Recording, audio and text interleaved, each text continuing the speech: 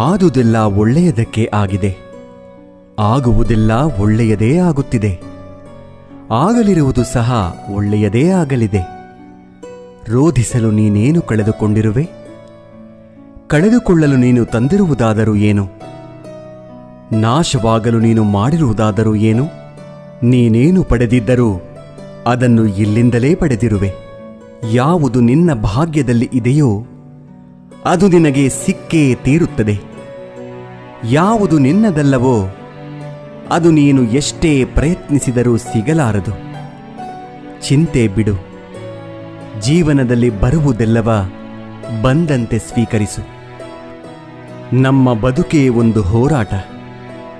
ಈ ಹೋರಾಟದಲ್ಲಿ ನಾವು ಮಾಡುವ ಕಾರ್ಯವನ್ನು ಪ್ರಾಮಾಣಿಕವಾಗಿ ಮಾಡಬೇಕು. ಏನು ಆಗಬೇಕೋ ಅದು ಆಗೇ ತೀರುತ್ತದೆ. ಅದನ್ನು ತಡೆಯಲು ನಮ್ಮಿಂದ ಸಾಧ್ಯವಿಲ್ಲ. ಸತ್ಯದ ದಾರಿಯಲ್ಲಿ ಹೋಗು. ನೀನು ನಡೆಯುವಾಗ ಪಾತಾಳಕ್ಕೆ ಬಿದ್ದರೆ ನಿನ್ನನ್ನು ಮೇಲೆತ್ತಲು ನಾನು ಬಂದೇ ಬರುತ್ತೇನೆ. ಸ್ವರ್ಗದಲ್ಲಿ ಎಲ್ಲವೂ ಇದೆ, ಆದರೆ ಸಾವಿಲ್ಲ. ಭಗವದ್ಗೀತೆಯಲ್ಲಿ ಎಲ್ಲವೂ ಇದೆ, ಆದರೆ ಸುಳ್ಳಿಲ್ಲ. ಜಗತ್ತಿನಲ್ಲಿ ಎಲ್ಲವೂ ಇದೆ, ನೆಮ್ಮದಿಯಿಲ್ಲ. ಇವತ್ತಿನ ಎಲ್ಲ ಮಾನವರಲ್ಲಿ ಎಲ್ಲವೂ ಇದೆ, ಆದರೆ ಶಾಂತಿಯಿಲ್ಲ. ಮನಸ್ಸಿಗೆ ಮದವೇರಿದಾಗ ಸ್ಮಶಾನದಲ್ಲಿ ತಿರುಗಾಡಿ ಬರಬೇಕಂತೆ. ಏಕೆಂದರೆ ಅಲ್ಲಿ ನಾನು ನನ್ನಿಂದಲೇ ಎಂದು ಹೇಳಿದ ಎಷ್ಟು ಜನ ಮಣ್ಣಾಗಿರುವವರು ಕಾಣಸಿಗುತ್ತಾರೆ. ಭಗವಂತ ತಡ ಮಾಡಿದರೂ ನ್ಯಾಯ ಮಾಡುತ್ತಾನೆ, ಆದರೆ ಅನ್ಯಾಯ ಮಾಡುವುದಿಲ್ಲ. ತಡ ಆಗುವುದರ ಹಿಂದೆ ಅದ್ಭುತಗಳು ನಡೆಯುತ್ತವೆ. ಕಾದು ನೋಡಬೇಕಷ್ಟೇ. ಎಲ್ಲ ಹೇಳುತ್ತಾರೆ, ಮನುಷ್ಯ ಖಾಲಿ ಕೈಯಲ್ಲಿ ಬರುತ್ತಾನೆ, ಖಾಲಿ ಕೈನಲ್ಲಿ ಹೋಗುತ್ತಾನೆ ಎಂದು. ಆದರೆ ಮನುಷ್ಯ ಬರುವಾಗ ಭಾಗ್ಯದ ಜೊತೆ ಬರುತ್ತಾನೆ, ಹೋಗುವಾಗ ಕರ್ಮದ ಫಲ ಕೊಂಡು ಹೋಗುತ್ತಾನೆ. ಬದುಕುವುದಕ್ಕಾಗಿ ದುಡಿಯುವುದು ಅನಿವಾರ್ಯ. ಹಾಗೆಂದು ಫಲದ ಮೇಲೆ ಕಣ್ಣಿಟ್ಟು ಕೆಲಸ ಮಾಡಿದರೆ ನಿರಾಸೆ ಹೆಚ್ಚು. ಕೆಲಸವನ್ನು ಶ್ರದ್ಧೆಯಿಂದ ಪ್ರೀತಿಯಿಂದ ಮಾಡಿದರೆ ಫಲ ಇಂದಲ್ಲ ನಾಳೆ ದೊರಕಿಯೇ ದೊರಕುತ್ತದೆ. ಒಂದು ಬಾರಿ ಅರ್ಜುನ ಶ್ರೀಕೃಷ್ಣನನ್ನು ಕೇಳಿದ, ಈ ಗೋಡೆಯ ಮೇಲೆ ಒಂದು ಸಂದೇಶ ಬರಿ. ಅದು ಹೇಗಿರಬೇಕೆಂದರೆ, ಖುಷಿಯಲ್ಲಿದ್ದಾಗ ಓದಿದರೆ ದುಃಖವಾಗಬೇಕು, ದುಃಖವಾಗಿದ್ದಾಗ ಓದಿದರೆ ಖುಷಿಯಾಗಬೇಕು. ಕೃಷ್ಣನು ಬರೆದ, ಈ ಸಮಯ ಕಳೆದು ಹೋಗುತ್ತದೆ. ಅಕ್ಕಿ ಅನ್ನಕ್ಕೆ ಕೇಳಿತು, ನೀನು ನಾನೇ ಆಗಿದ್ದೆ, ಆದರೆ ಅದು ಹೇಗೆ ಅನ್ನವಾದೆ ಎಂದು. ಅನ್ನ ಸುಂದರವಾಗಿ ಉತ್ತರಿಸಿತು, ನೀರು ಮತ್ತು ಬೆಂಕಿಗಳ ಸಂಪರ್ಕಕ್ಕೆ ಒಳಗಾದೆ, ಅವುಗಳ ಸಂಸ್ಕಾರದಿಂದ ಮೃದುವಾದೆ, ಮಧುರವಾದೆ. ಅಕ್ಕಿ ಎನ್ನುವ ಭಾವ ಕಳೆದುಕೊಂಡೆ, ಅನ್ನ ಎನ್ನುವ ಅನುಭವ ಪಡೆದುಕೊಂಡೆ. ಅದೇ ರೀತಿ ಸಜ್ಜನರ ಸಂಗದಿಂದ ನಮ್ಮಲ್ಲಿರುವ ಅಜ್ಞಾನ, ದುರಿತ, ದುಮ್ಮಾನಗಳ ಭಾವ, ಕಾಠಿಣ್ಯತೆ ತೊಲಗಿ ಪುಣ್ಯ, ಜ್ಞಾನ, ಮೋಕ್ಷಗಳೆಂಬ ಮೃದುತ್ವದ ಅನುಭವ ದೊರೆಯುತ್ತದೆ. ಚಿಂತಿಸಲು ನೀನೇನು ಕಳೆದುಕೊಂಡಿರುವೆ? ನಿಶ್ಚಿಂತೆಯಿಂದಿರಲು ನೀನೇನು ಪಡೆದುಕೊಂಡಿರುವೆ? 3 ದಿನದ ಈ ನಾಟಕದಲ್ಲಿ ಕಳೆದುಕೊಳ್ಳಬೇಕಾಗಿರುವುದು ಕರ್ಮ ಒಂದೇ, ಪಡೆಯಬೇಕಾಗಿರುವುದು ಪುಣ್ಯ ಒಂದೇ. ದೊಡ್ಡ ಮನುಷ್ಯನಾಗುವುದು ಒಳ್ಳೆಯದು, ಆದರೆ ಒಳ್ಳೆಯ ಮನುಷ್ಯನಾಗುವುದು ದೊಡ್ಡ ವಿಷಯ. ದುಃಖದ ಬಗ್ಗೆ ಚಿಂತಿಸತೊಡಗಿದರೆ ಸದಾ ದುಃಖಿಯಾಗಿಯೇ ಉಳಿಯುತ್ತೀಯ. ಸದಾ ಸುಖ ಸಂತೋಷಗಳನ್ನು ಧ್ಯಾನಿಸುತ್ತಿದ್ದರೆ ಮುಂದೆ ಸುಖಿಯಾಗುತ್ತೀಯ.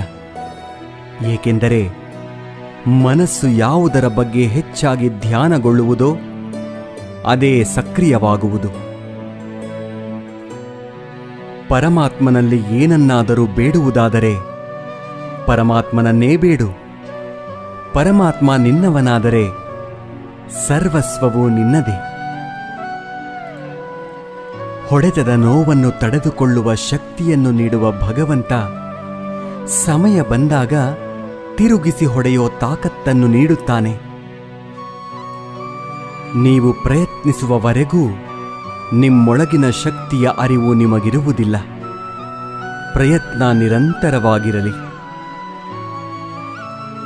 ಒಂದು ವೇಳೆ ಮನುಷ್ಯ ತನ್ನ ನಿರೀಕ್ಷೆಗಳ ಮೇಲೆ ನಿರಂಕುಶ ಹಾಕಿ ತನ್ನ ವಿಚಾರಗಳನ್ನು ಬೇರಾವುದೋ ವ್ಯಕ್ತಿಯ ಪರಿವರ್ತನೆಯ ಬದಲು ತನ್ನ ಅಂತರಂಗವನ್ನು ಪರಿವರ್ತನೆ ಮಾಡುವ ಪ್ರಯತ್ನ ಮಾಡಿದರೆ ನಾವು ಸಂಬಂಧಗಳಲ್ಲಿ ಸಂತೋಷವನ್ನು ಹುಡುಕುವಲ್ಲಿ ಕಷ್ಟವಾಗುವುದೇ ಇಲ್ಲ.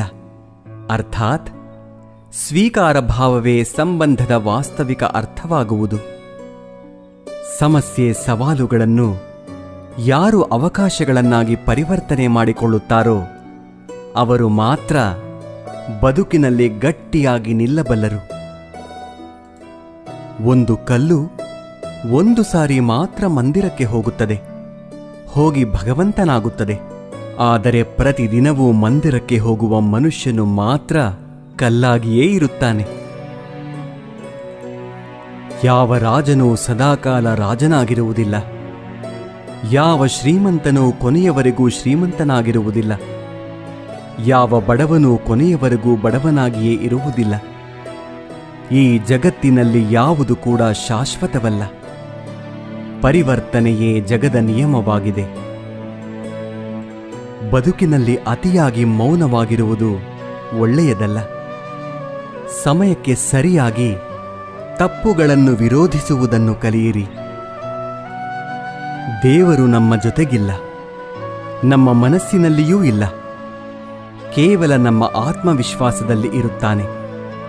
ಯಾವಾಗ ಮನುಷ್ಯನು ತಾನು ಮಾಡಿದ ಕರ್ಮಫಲಗಳನ್ನು ಇದೇ ಜನ್ಮದಲ್ಲಿ ಅಥವಾ ಮುಂದಿನ ಜನ್ಮದಲ್ಲಿ ಅನುಭವಿಸಬೇಕಾಗುತ್ತದೆ ಎಂಬ ಜ್ಞಾನವನ್ನು ಅರಿತುಕೊಳ್ಳುತ್ತಾನೋ ಆಗ ಇಡೀ ಜಗತ್ತು ಬದಲಾವಣೆಯತ್ತ ಸಾಗಿಬಿಡುತ್ತದೆ. ಚರಿತ್ರೆಯಲ್ಲಿ ಗೆದ್ದವನಿಗೆ ಗೆದ್ದವನು ಎನ್ನುವ ಜಾಗವಿದೆ. ಸೋತವನಿಗೆ ಕೂಡ ಇಂಥವನೊಂದಿಗೆ ಸೆಣಸಾಡಿ ಸೋತ ಎನ್ನುವ ಜಾಗವಿದೆ. ಆದರೆ ನಿಂತುಕೊಂಡು ನೋಡುವವರಿಗೆ, ಆಡಿಕೊಂಡು ನಗುವವರಿಗೆ ಚರಿತ್ರೆಯಲ್ಲಿ ಎಲ್ಲಿಯೂ ಕೂಡ ಜಾಗವಿಲ್ಲ. ಕೋಪದಿಂದ ಮಾತನಾಡಿದರೆ ಗುಣವನ್ನು ಕಳೆದುಕೊಳ್ಳುತ್ತೇವೆ. ಹೆಚ್ಚಾಗಿ ಮಾತನಾಡಿದರೆ ಶಾಂತಿಯನ್ನು ಕಳೆದುಕೊಳ್ಳುತ್ತೇವೆ. ಅನಗತ್ಯವಾಗಿ ಮಾತನಾಡಿದರೆ ಕೆಲಸವನ್ನು ಕಳೆದುಕೊಳ್ಳುತ್ತೇವೆ. ಅಹಂಕಾರದಿಂದ ಮಾತನಾಡಿದರೆ ಪ್ರೀತಿಯನ್ನು ಕಳೆದುಕೊಳ್ಳುತ್ತೇವೆ. ಸುಳ್ಳು ಮಾತನಾಡಿದರೆ ಹೆಸರನ್ನು ಕಳೆದುಕೊಳ್ಳುತ್ತೇವೆ. ವೇಗವಾಗಿ ಮಾತನಾಡಿದರೆ ಅರ್ಥವನ್ನು ಕಳೆದುಕೊಳ್ಳುತ್ತೇವೆ. ಪ್ರೀತಿಯಿಂದ ಮಾತನಾಡಿದರೆ ಎಲ್ಲವನ್ನೂ ಗಳಿಸುತ್ತೇವೆ. ಬದುಕಿನಲ್ಲಿ ಏನೇ ನಡೆದರೂ ಒಳ್ಳೆಯದೇ. ವರ್ತಮಾನದಲ್ಲಿ ಏನಾಗುತ್ತಿದೆಯೋ ಅದೆಲ್ಲವೂ ಉತ್ತಮವಾಗಿಯೇ ನಡೆಯುತ್ತದೆ. ಮುಂದೆ ಏನಾಗುವುದೋ ಅದೆಲ್ಲವೂ ಚೆನ್ನಾಗಿಯೇ ಇರುತ್ತದೆ. ಭವಿಷ್ಯದ ಬಗ್ಗೆ ಚಿಂತಿಸಬೇಡಿ, ವರ್ತಮಾನದಲ್ಲಿ ಜೀವಿಸಿ. ಒಂದು ಬಾರಿ ಅರ್ಜುನ ಶ್ರೀಕೃಷ್ಣನನ್ನು ಕೇಳುತ್ತಾನೆ, ಎಲ್ಲವೂ ಹಣೆಬರಹದಲ್ಲೇ ಬರೆದಿದ್ದರೆ ಪ್ರಯತ್ನಪಟ್ಟು ಫಲವೇನು ಎಂದು. ಆವಾಗ ಶ್ರೀಕೃಷ್ಣನು ಉತ್ತರಿಸುತ್ತಾನೆ, ಯಾರಿಗೆ ಗೊತ್ತು, ಪ್ರಯತ್ನಪಟ್ಟರೆ ಸಿಗುತ್ತದೆ ಎಂದು ಹಣೆಬರಹದಲ್ಲಿ ಬರೆದಿದ್ದರೆ ಪ್ರಯತ್ನಂ ಸರ್ವಸಿದ್ಧಿ ಸಾಧನಂ. ಒಮ್ಮೆ ನಾರದರು ಶ್ರೀಕೃಷ್ಣನನ್ನು ಕೇಳಿದರಂತೆ, ಈ ಪ್ರಪಂಚದಲ್ಲಿ ಎಲ್ಲರೂ ದುಃಖಿಗಳಾಗಿದ್ದಾರೆ ಏಕೆ ಎಂದು. ಆಗ ಶ್ರೀಕೃಷ್ಣನು ಮುಗುಳ್ನಗುತ್ತಾ ಹೇಳಿದನಂತೆ, ಸುಖ ಎಲ್ಲರ ಬಳಿಯೂ ಇದೆ, ಆದರೆ ಎಲ್ಲರೂ ಇನ್ನೊಬ್ಬರ ಸಂತೋಷದಿಂದ ದುಃಖಿಗಳಾಗಿದ್ದಾರೆ ಅಷ್ಟೇ. ನೆಮ್ಮದಿ ಯಾವುದೇ ವಸ್ತು ಹಣದಲ್ಲಿ ಇರುವುದಿಲ್ಲ, ನಮ್ಮ ಆಲೋಚನೆ ಮತ್ತು ಮನಸ್ಸಿನಲ್ಲಿ ಇರುತ್ತದೆ. ಕಷ್ಟಪಡದೆ ಸಿಕ್ಕ ಫಲ ಎಂದಿಗೂ ಸುಖವನ್ನು ಕೊಡುವುದಿಲ್ಲ. ಸುಖವನ್ನು ಕಷ್ಟಪಡುವುದರಲ್ಲಿ ಹುಡುಕಿ. ಸ್ನಾನ ದೇಹವನ್ನು, ಧ್ಯಾನ ಮನಸ್ಸನ್ನು, ದಾನ ಧನವನ್ನು, ಯೋಗ ಜೀವನವನ್ನು, ಪ್ರಾರ್ಥನೆ ಆತ್ಮವನ್ನು, ವ್ರತ ಆರೋಗ್ಯವನ್ನು, ಕ್ಷಮೆ ಸಂಬಂಧಗಳನ್ನು, ಪರೋಪಕಾರ ಅದೃಷ್ಟವನ್ನು ಪವಿತ್ರಗೊಳಿಸುತ್ತದೆ. ಕೇವಲ ದೇವರನ್ನು ಪೂಜಿಸುವುದರಿಂದ ಪುಣ್ಯ ಬರುವುದಿಲ್ಲ. ಉತ್ತಮ ಬುದ್ಧಿ, ಉತ್ತಮ ಯೋಚನೆ, ಉತ್ತಮ ಕೆಲಸ, ಉತ್ತಮ ಮಾತು, ಉತ್ತಮ ವರ್ತನೆ, ಕರುಣೆ, ಅಹಿಂಸೆಯಿಂದ ಪುಣ್ಯ ಸಿಗುತ್ತದೆ. ಮುಂಬರುವ ಜನ್ಮಕ್ಕೆ ಈ ಜನ್ಮವೇ ಬುನಾದಿಯಾಗಿರುವುದು ನಿಜ. Thank you for watching this video. Jai Hind.